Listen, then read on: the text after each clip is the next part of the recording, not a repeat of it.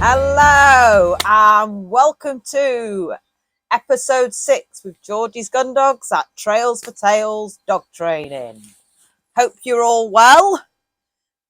Just got back from a lovely weekend in Somerset, haven't we? Yes, with the fabulous Sue Watkins at Connected Canines. If you're down in Somerset, I highly recommend her. Absolutely awesome Gundog trainer. So again, like to say thank you to everybody who has started. Some more people have subscribed, and the feedback has been great, which has been fabulous. No complaints from others this time. Okay, so in this episode, we are going to talk about recall and also a demo of how I introduce it when I'm first teaching a puppy or a dog. So this episode is just about talking about recall, the importance of it, not just in Gundog training, but in all training with dogs, really.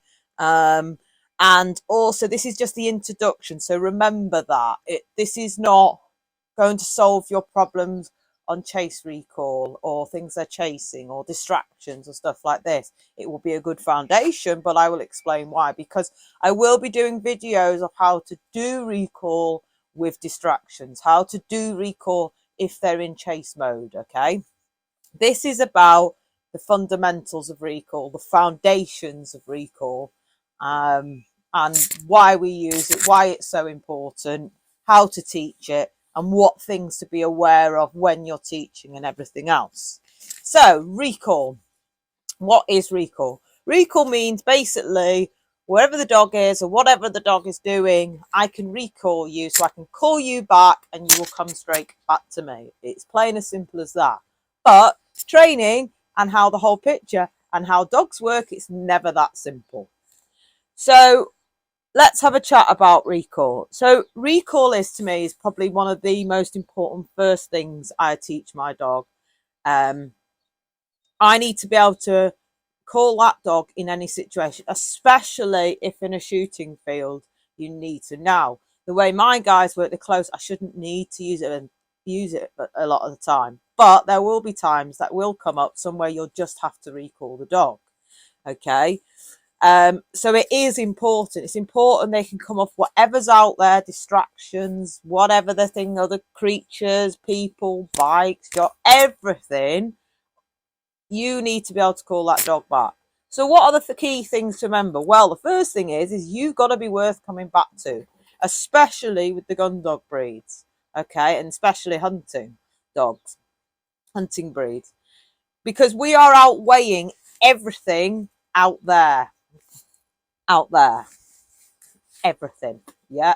We have got to have that dog feels like it can come back to you at any point. Yep, I can leave that and fly back to you when I've called. That is what I want. I want to be able to see something, or I can see the dog going somewhere or something. I'm thinking, right, I need to call that dog in. So they should be flying back to you.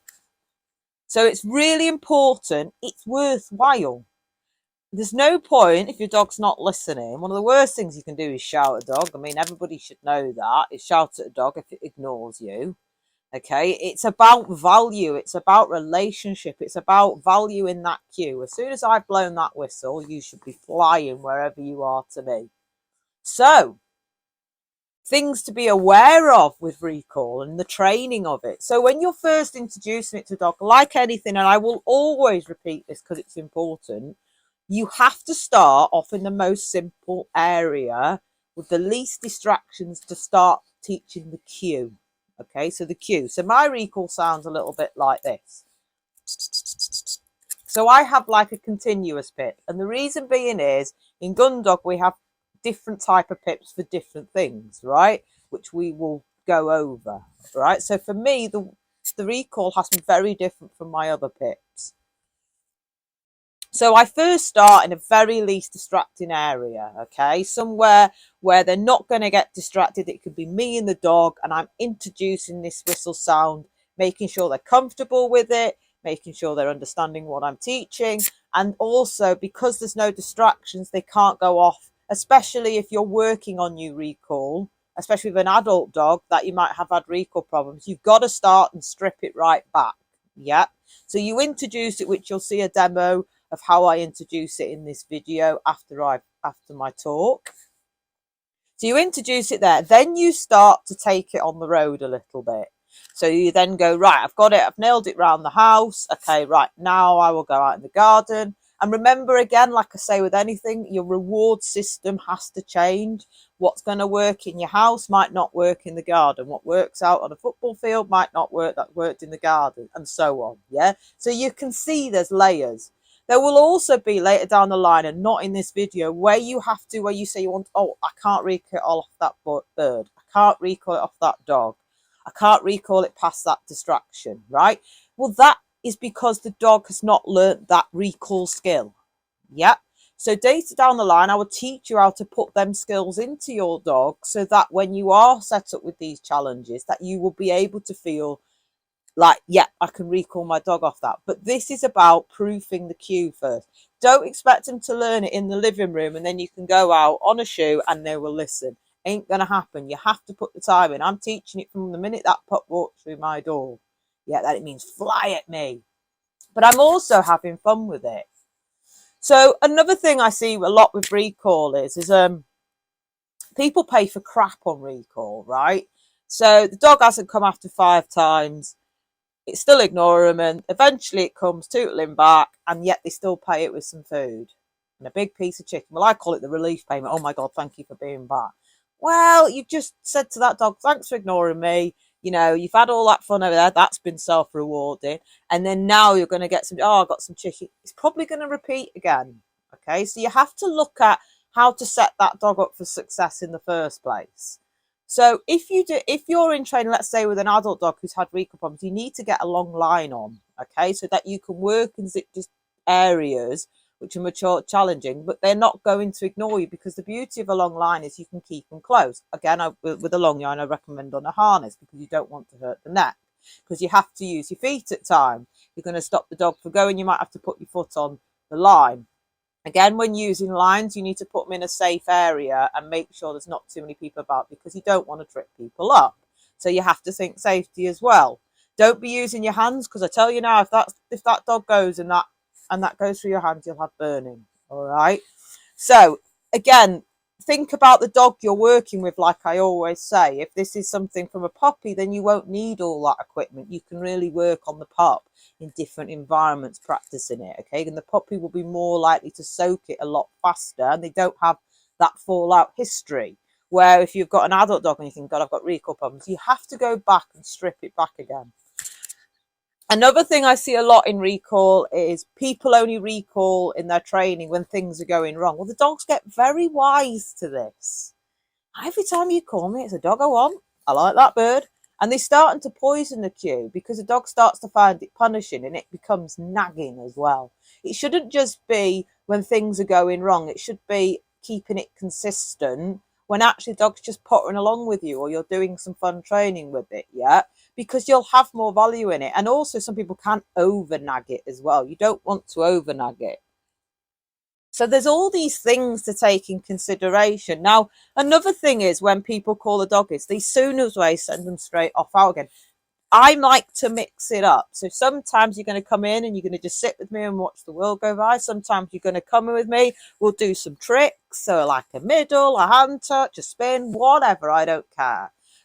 Also, sometimes I might bring in, let's do some lead work. And then sometimes I've got a cue of off you go, which is my release cue. You can go back into the environment. Now, that is different. I don't use that on a shoot. That is my walk. That's if I'm going for a walk, okay? They know they connect, right, off you go. You can carry on bumbling along with me.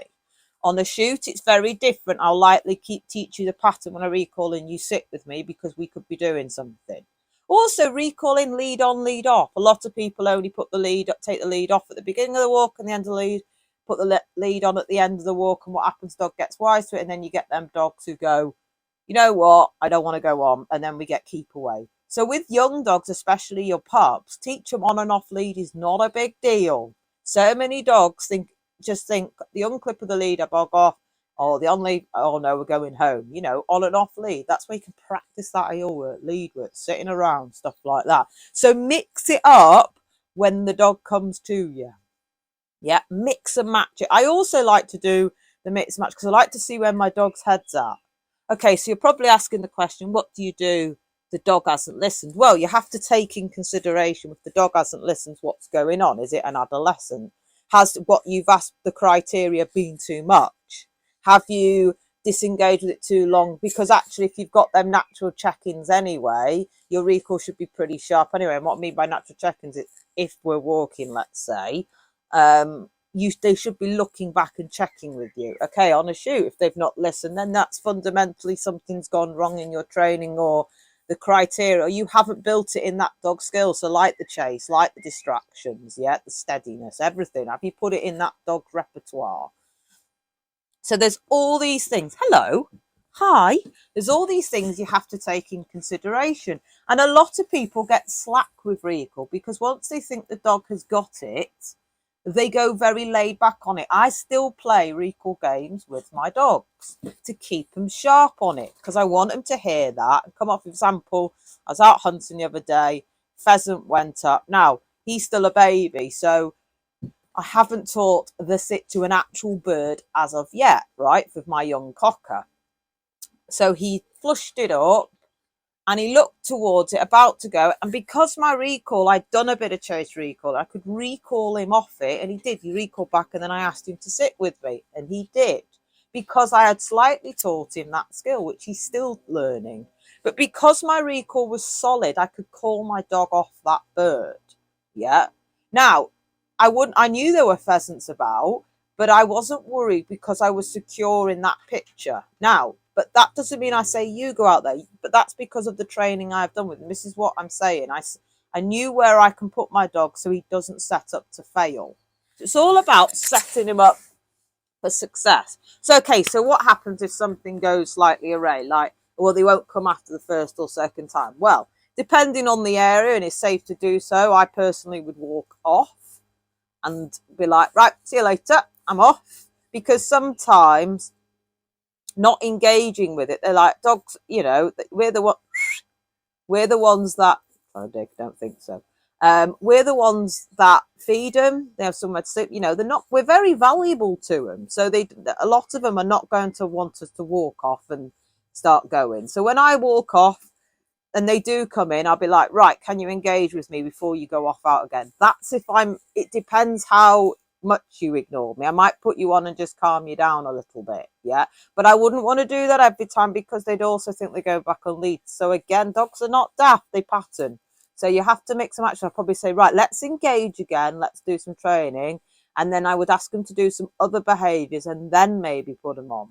Okay, another one is if your dog is not listening, is you just go over and pick the dog up, not literally physically. I mean, just go, right, call them in, go over to them, call them in if they're there, depending on what they've gone over to, and just put them on lead.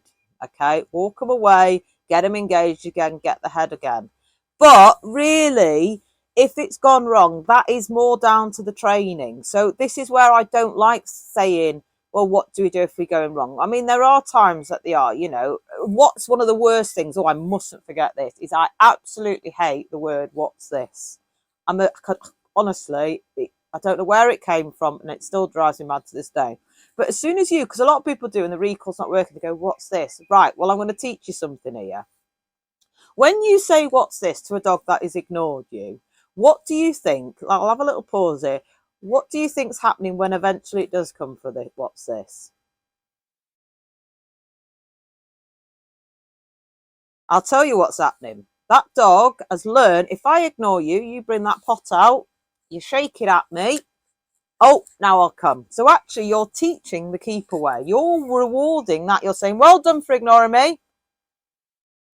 And now I've got out that. So yes, one, it's a bribery, but two, the dog's learning. If you keep away, mum will go, what's this? Or dad will go, what's this? I hate it. That's there down to your recall training. So you need to go back. Don't use it. Okay, I know why people do. They get worried. But you've got to look at your training with the recall and look back and go, that needs work. So this is where I say about the long line for the dogs that you are working with, why you're building value. Another thing is people don't play games with their dogs when they come in, not just food. I mean, obviously in the training video, I'll show you how you do it with food, but you know, do they like a ball? Do they like a little bit of a chase for ball? Do they like a tug? Yes, I play tug and my dogs don't bite hard. You know, do they like a tug? Do they like a flirt pole? Do they like you know, there's loads of things. Do they want to engage? You know, Sydney, what you doing out there? Hey, are you being a teenager? Are you being investigated? Excuse me, little boy's doing. So have fun with your dog. Play with them when they engage. So many people go, Rover, don't smile at the dog, not inviting when they call it in, Rover. I mean, I don't know if I'd fancy that, would you? You know, if you want me over there, get me something good and be inviting. Body language open, smile. Yeah, when they come in, engage with them. You know, some people don't engage with their dogs and they wonder why the relationship's difficult. Be in the moment with that dog. The point of having a dog is to enjoy them, isn't it? You know, not just for the working side of things. Don't get me wrong, that's the best partnership ever. But I am passionate about this when you're engaging with your dog. So if I was out with him the other day on a training walk and we're doing some stuff, and when I do recall him in, it's like, right, do this, do that. You know, I'm in the moment, I'm smiling at him and enjoying him. So he wants to fly at me more. Sometimes to the point when they really love doing stuff with you, they don't stray nearly as far. And actually, sometimes you don't even need to call them because they're just flying back going, you're doing something else. You know, I want that dog looking at me like, come on, what are me and you doing? And this is the same with the recall. So it's all about the value. And also you have to be aware of the dog's headspace with it. You know, look how your dog's feeling that day. So my oldest, Bobby, there are some days I just know he's not in the headspace where he's a bit more, because he's a terrier. And if he's tired especially, he's a bit more gobby. And when he's gobby, I know he's going to be more seeking the unwanted. So I go, right, well, the quiet areas you can come off and connect with me. The other areas where there might be a few things around, I'm going to keep you on lead and keep you engaged. So set yourself up for success. I set my dogs up for success. If I know there's a possibility of it not going right, then I'm like, And also when you use your recall, don't use it for everything because you can also poison it. Yeah, so you have to be aware, like, sometimes you might have to change the name, but I don't personally like using the name because we use the name all day for different terms. And that's why I say to people, and I like the whistle because again, there's no emotion in it, not just for Gundog, but there's no emotion. It travels better. I've got teeth marks on mine when I've had hairy moments. But when we say the name all day, and obviously in a shooting field, they're not going to hear you why things are going, guns are firing, birds are going up, whatever's going across me. So it's a clear cut, and they do know the difference between everyone's whistles because that's another question I get asked. So for me, it is, you've got to have solid and you've got to be consistent. That's the biggest thing. So that is a little bit about recall, but a little bit gone on, but I'm very passionate about it. It is a fundamental. I'm doing the foundations with you. Like I said, I'm doing the layers with you, and you will be going through different layers. So we will come back to recall distractions. We will come back later down the line to chase recall as well as other stuff. So this video is just about the instructions, things to be aware of. If you have any questions on recall, please send in a message or put a comment below. So what I'm going to do now is I'm going to send you, there'll be a video straight after this where you will see me demoing how I introduce it to a dog first off. And think of it as when you first start a neutral area, somewhere not stimulating. So I'll be demoing it of how I start. And remember, this is how I start it. So then I want you to go out and proof it in different areas. Set and remember your rewards. Okay, because you can use different rewards. I will try and put different rewards in the video as well, so you see what I'm looking for. Okay, so thank you for joining in episode 6. I hope you enjoy your training video. I'd love to hear how you're getting on with it. Thank you very much. Bye. So in this video, we are going to teach recall. So in this video is the introduction to how I train recall. Okay, so all I'm doing in this video is the cue. So they learn that when I blow that whistle, you come back to me. Okay, so you've heard all stuff in the other video next to the introduction part. This is just about the training side.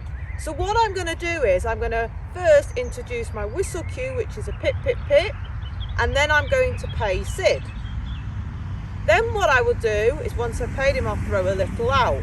As soon as he's ate the food, now give him a chance to eat the food, because a lot of people call before they do. As soon as they've ate the food, bang, I'm on him, and then I pay him back here. Then throw out again. I'm playing like a ping it game, okay? And I like to have fun with it because they can chase, they can catch and all that sort of stuff, where they can have a real fun with it, real go for it. Did he? Good boy. They can have real fun with it, have a nice play between you and them. Again, I'm starting in an area that he's very familiar with, not a lot going on for him. This is my training field, so he's very aware of it. We are wanting to look for a sharp recall. We want fun with our dogs, so you might see me do a little bit of things in between it, where this is things, like I said on the video, that you can do when you call your dogs in. Okay, so I might offer a trick after I've done the training side of it. I might say sit with me like he's doing now, I might heel him off. These are all things that I will show you can add into it with the recall. Also, what I will show you is just a couple of different wards coming in once or twice. So I've got a ball throw, I've got a tug toy. Yeah, these are things that I will use. But for now, the first part is what I want you lot to do, is how to introduce it. Okay, so I've got my whistle, I've got some food. Don't forget to smile at them, kids. Right, so got my whistle, got my food. Good lad. So throw out. Good boy.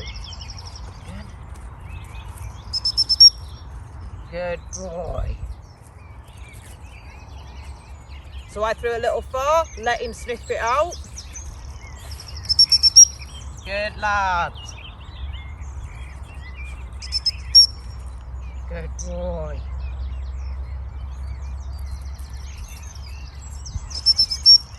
Good boy.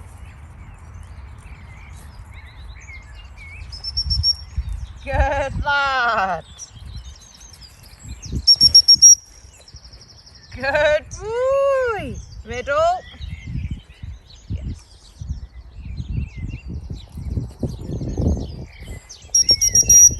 Yeah. Heel. Yes. Good lad.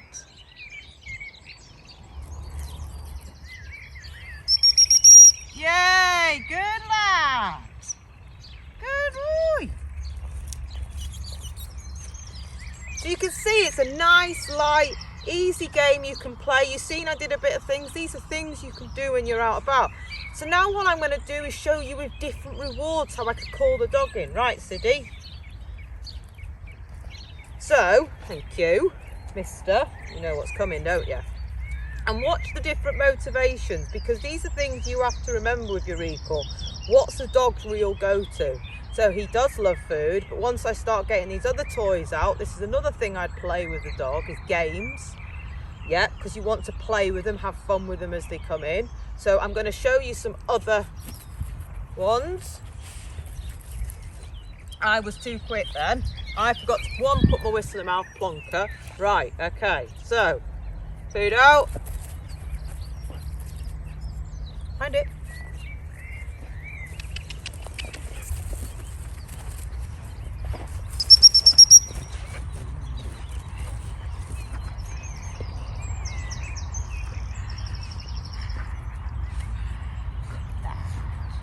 Good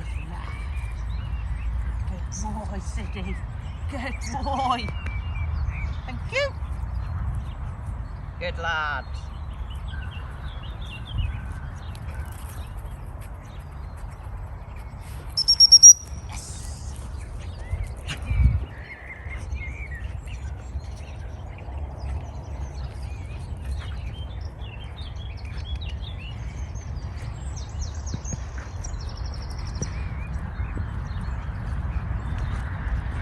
Thank you.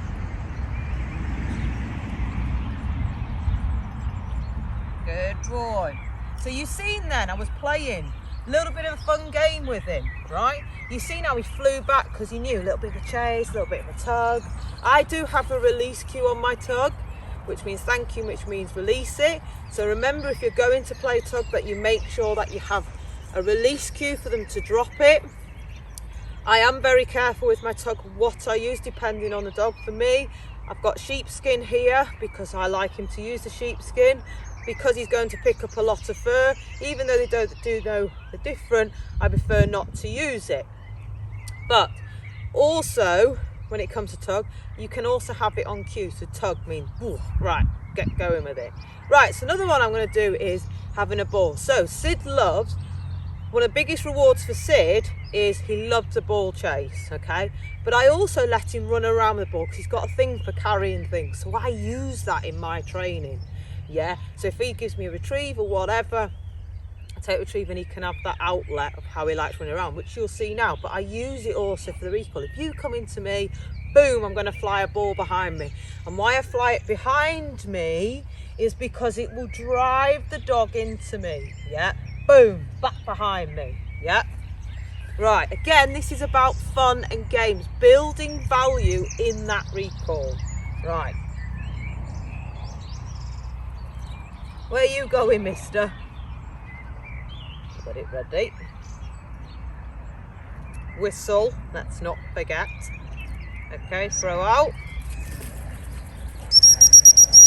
Yes. Good boy.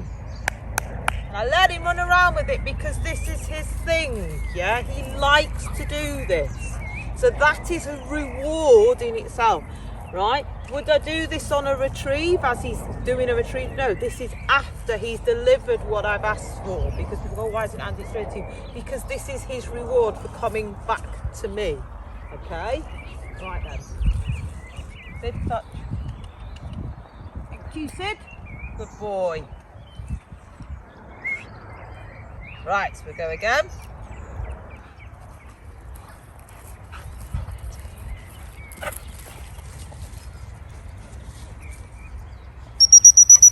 Yes, good lad. So then I can even polish it up. I can say, right, come in, sit to me, because you're probably thinking sit, present. I don't do that straight away. So many people recall a dog, ask it to sit, then pay it. But then you're paying for the sit, right? In the early training, I won't bring the sit in yet. I'm just driving that dog back to me. That's what it's all about with recall. Driving back to you. Sid. Thank you. Where are you? Come here. Thank you very much. So this time what I'll do, what I meant, Sid.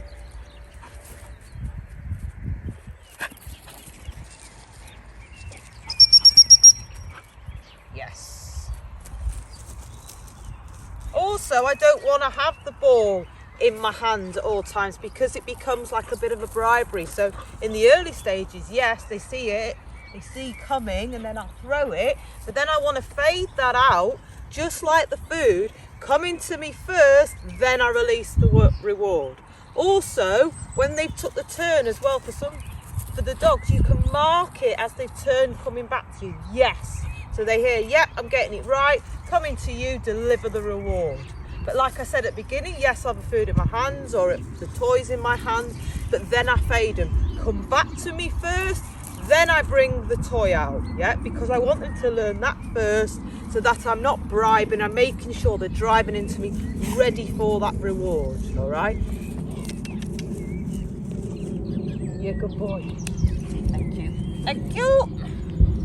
Good lad. So that is the introduction to how to do your cue. Go out there, go and have fun, go and play with them, okay? Discover what they like, because the more you're involved with them, the more they'll want to do with you, okay? As you can see, he was powering into me, and that's what I want. And I play these games, I keep them valuable. I still play him now, even though I know majority of the time he is absolutely solid because he is bloody good at his recall. It doesn't matter, I still want to keep it sharp because there could be things that I will be tested on, and I need to get in ready. But remember guys, this video alone is the introduction. Go out there, go proof it, go have fun, City.